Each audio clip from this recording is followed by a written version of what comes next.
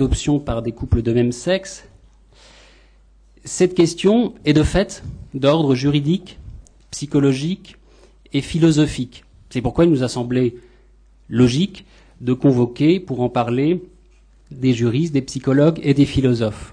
Ils ne sont pas là, mais rassurez-vous, ils sont dans la salle, je ne les attendons pas. Ils vont venir tout à l'heure.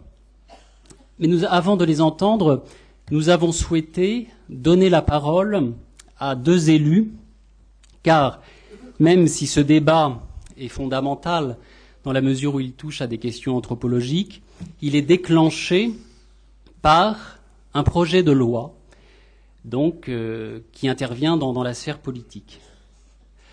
Donc, à mes côtés, Joël Bruno et Yves Goasdoué. Yves Goasdoué, merci d'être venu. Ce lieu ne vous est pas inconnu, puisque c'était l'année dernière. Vous êtes venu ici réfléchir avec d'autres élus, d'autres bords politiques, sur le sens de l'engagement politique. Mais nous sommes en plein dedans, nous sommes dans les travaux pratiques, en quelque sorte, aujourd'hui. Et Joël Bruno, vous aussi, vous êtes habitué de nos rencontres. Et donc vous allez commencer par débattre. Ensuite, les psychologues nous rejoindront. Enfin, le juriste puis le philosophe s'exprimeront. Et ce sera le tour de vos questions. Alors, il y a une règle que nous avons établie. Elle est confirmée par l'affluence de ce soir. Elles sont bien fondées et confirmées. Nous avons décidé de procéder par des questions écrites. Donc il va falloir que chacun fasse l'effort d'écrire sa question. Une question courte, si possible, parce que là, si nous lisons tous, nous n'aurons pas fini. Elles seront ramenées au long du débat par les séminaristes qui, sous la houlette du père Bozo, vont passer dans les rangs et ramener donc les questions fréquemment. Donc voilà un petit peu pour la méthode. Alors, nous allons commencer, je ne vais pas faire d'introduction pour biaiser le débat ou le conditionner d'une quelconque manière. Donc nous allons commencer avec vous, Yves Goasdoué. Donc merci encore d'être là parmi nous, d'avoir accepté de nous rejoindre. Je rappelle que vous êtes député maire de Flers, de la majorité présidentielle. Et donc, comme je le disais, vous êtes habitué de ce lieu. Je propose pour commencer tout simplement que nous rentrions dans le vif du sujet et que vous puissiez nous faire le point sur ce projet de loi qui fait effectivement tant parler de lui, en rappelant rapidement la genèse, le travail dont il fait l'objet en ce moment à travers un certain nombre d'auditions et surtout ce qui nous intéresse aujourd'hui, l'esprit dans lequel il a été rédigé.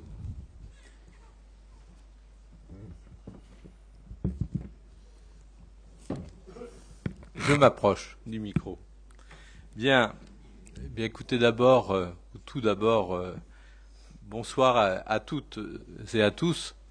J'ai conscience de ne pas avoir forcément ce soir la tâche la plus facile, mais je vais essayer d'être le plus simple, le plus précis possible dans le souhait que nous puissions les uns et les autres échanger de la manière la plus constructive possible sur un sujet, pardonnez-moi parce qu'en plus j'ai mal à la gorge, sur un sujet dont j'ai bien conscience qu'il peut poser des questions, soulever des passions, qu'il ne s'agit pas d'un sujet simple, mais que une démocratie adulte, un rapport, j'allais dire, fraternel, permet sans doute que nous puissions les uns et les autres, au-delà d'opinions qui peuvent être divergentes. J'avais un peu ce soir le sentiment d'être, vous savez, comme dans un film qui s'appelle Minority Report. Ça veut dire le rapport minoritaire.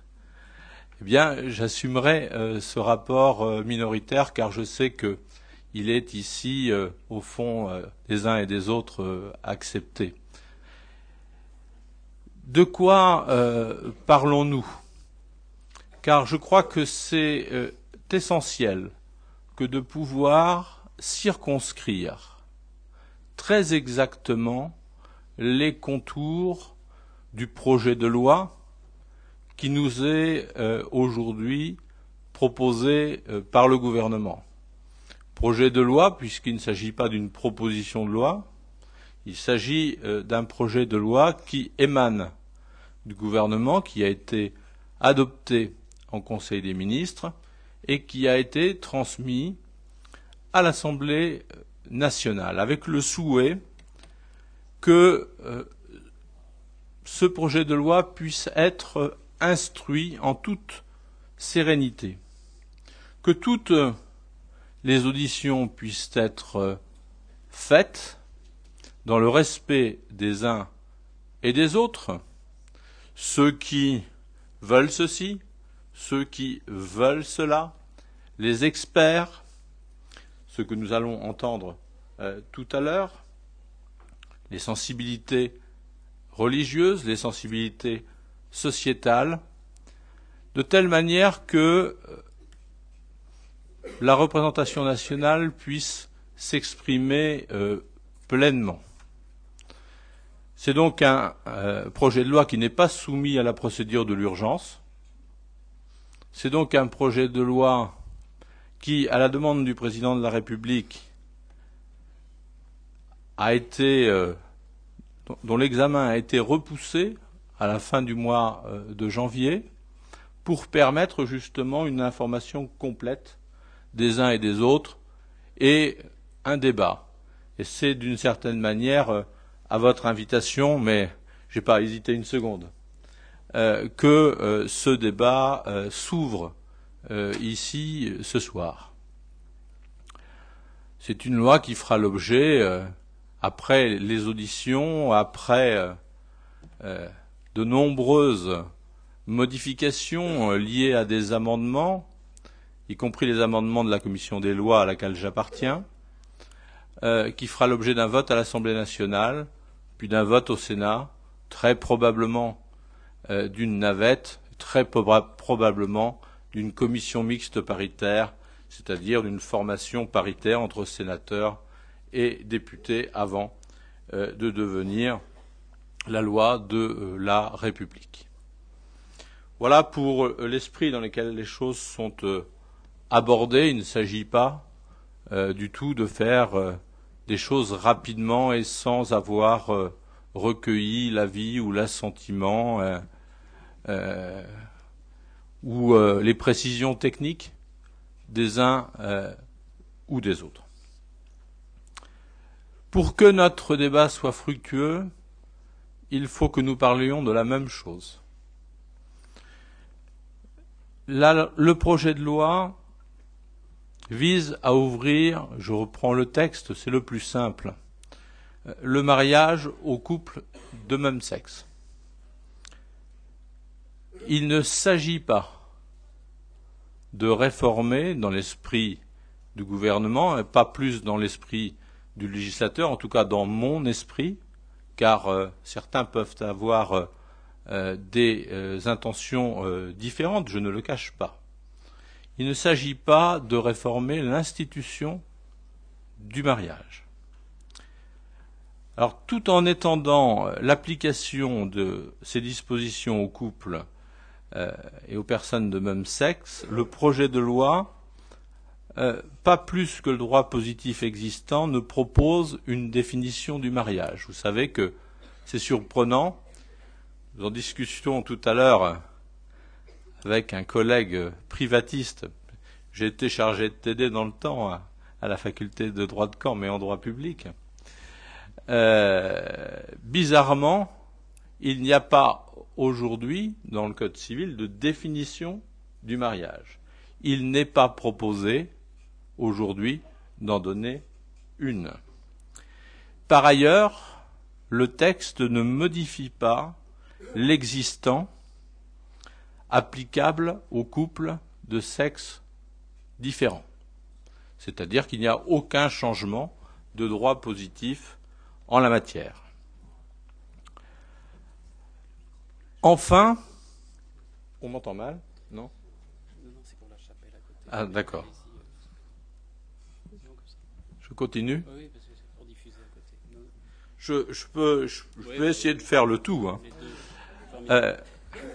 deux. La difficulté est telle que je ne dois rechigner devant rien. Enfin, le texte n'apporte pas de modification aux dispositions relatives à la filiation établie par la loi. En revanche, et j'aurais fait les choses de manière courte, vous voyez, en revanche, la réforme permet aux couples de même sexe de recourir, dans les mêmes conditions, je reprends les textes, de protection de l'enfant et d'examen du sérieux des projets d'adoption, à l'adoption, qu'il s'agisse d'une adoption conjointe ou de l'adoption de l'enfant du conjoint, ce qui sera certainement d'ailleurs le cas le plus fréquent. Ceci, chers amis, devrait permettre un certain nombre de régularisations. Les associations disent entre 200 et 300 000. Les statistiques dont nous disposons disent plutôt autour de 40 000 de régularisation d'enfants qui n'ont aujourd'hui pas de statut, car ils sont des enfants qui vivent avec un parent, qui ont eu cet enfant d'une première union hétérosexuelle, mais qui sont élevés en réalité par deux parents de même sexe, ou ce sont des enfants qui ont été adoptés par une personne seule, qui ensuite s'est mis en famille ou en couple avec une personne de même sexe, et ces enfants aujourd'hui n'ont pas, au sens strict, de statut juridique. Il faut le savoir parce que nous devons, dans notre droit, tenir compte de la réalité et de ce qui existe. Ces enfants n'ont pas de statut. Au-delà de cette limite que je viens de tracer, le projet de loi n'emporte aucune considération s'agissant de procréation médicalement assistée, encore moins de gestation pour autrui. Car, bien entendu, et ce n'est pas simplement dans l'imaginaire des gens, puisqu'un certain nombre de parlementaires l'ont évoqué, y compris le président du groupe socialiste à l'Assemblée nationale. Bien entendu, on pourrait non pas aller plus loin, parce que je vais vous dire ce que j'en pense, mais on pourrait étendre le champ d'application de cette loi. Ce n'est pas le cas, et ce n'est pas personnellement mon souhait. Non pas qu'il n'y ait aucun problème. Il y a des problèmes extrêmement sérieux, puisque s'agissant de procréation médicamentalement, aidez-moi, vous m'avez compris, assistée. Ah, vous m'écoutez quand même, hein? Oui. S'agissant de la PMA, on a aujourd'hui de gros soucis. Elle est réglementée, ou plutôt la loi prévoit les conditions dans lesquelles on peut y faire appel en France. Il faut un couple hétérosexuel avec une stabilité de vie dite maritale depuis plus de 2 ans. Il faut que ce soit pour des raisons médicales. C'est l'état du droit.